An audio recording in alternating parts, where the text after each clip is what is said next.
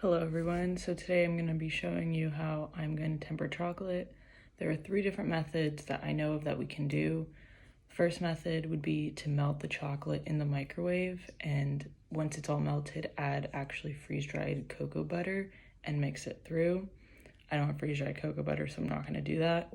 Another method is called the tabling method, so you basically melt the chocolate and then you put it on like a granite countertop, and you scoop it around and basically just mix it on the countertop until it forms ribbons. And then the last method, which is the method I'm going to be doing, is called seeding method. Basically, you're going to melt the chocolate down, you're going to have it cool to a certain temperature, add another piece of already tempered chocolate to that, mix it through until it cools down to another temperature, and then that's the tempered chocolate.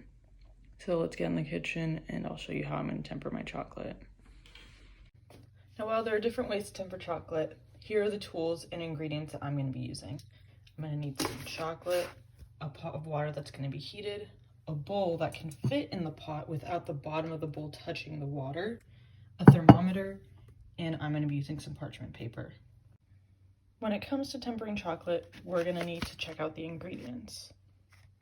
So yeah, it has to say cocoa butter for it to actually temper. Now that I have my chocolate, I'm actually going to cut it up into smaller pieces. That way it will melt faster. So we're just going to cut it up.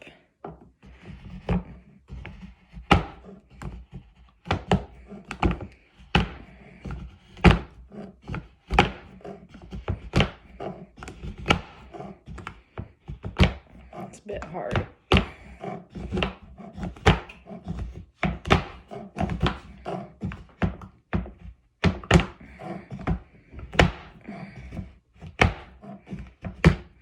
Okay. Now we have our pot of hot water with our bowl over it and our cut up chocolate. So we're just going to grab our chocolate and put it in the bowl and warm it up and melt it completely. And then I'll show you the next step, which is actually going to temper the chocolate.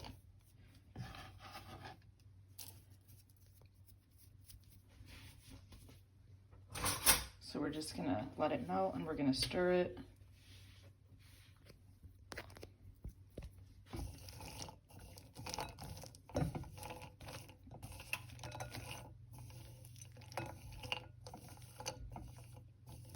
I'll show you what it looks like when it's completely melted. So now our chocolate is completely melted, so we're going to take the bowl off of the pot carefully because it's going to be hot. So our next step is we're going to cool the chocolate so this completely melted all the way down to 97 degrees Fahrenheit. And once it gets to that point, I'll tell you what the next step will be. So right there is the piece of already tempered chocolate, and we're going to mix that through until it gets to 91 degrees Fahrenheit. And once it gets to 91 degrees Fahrenheit, I'll transfer onto parchment paper and I'll show you what it looks like after. So now we're going to transfer our tempered chocolate onto some parchment paper.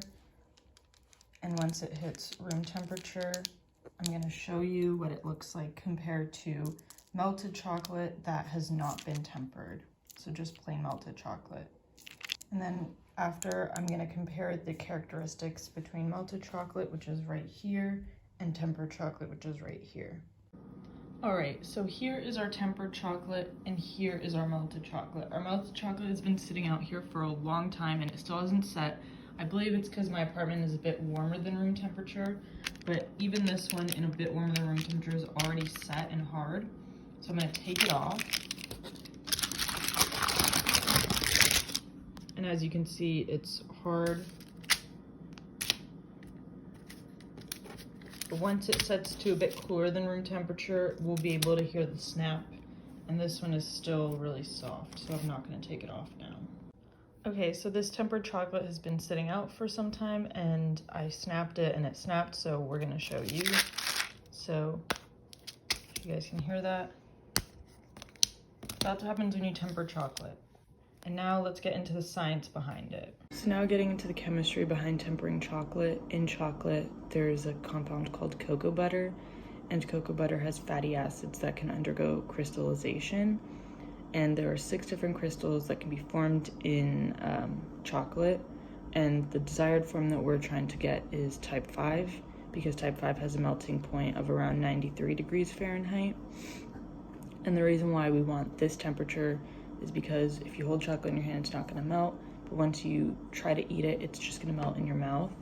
And if we just completely melted the chocolate without tempering it, it would just fall apart in our hands and just melt, because that has a melting point of around lower than room temperature. So in my method, I completely melted the chocolate, and then I held it at a certain temperature that is just below where the good cocoa butter crystals are going to form. And then I added the piece of already tempered chocolate in it, which helps feed the formation of the crystals, the type 5 crystals that I was trying to make. So thank you for watching my video.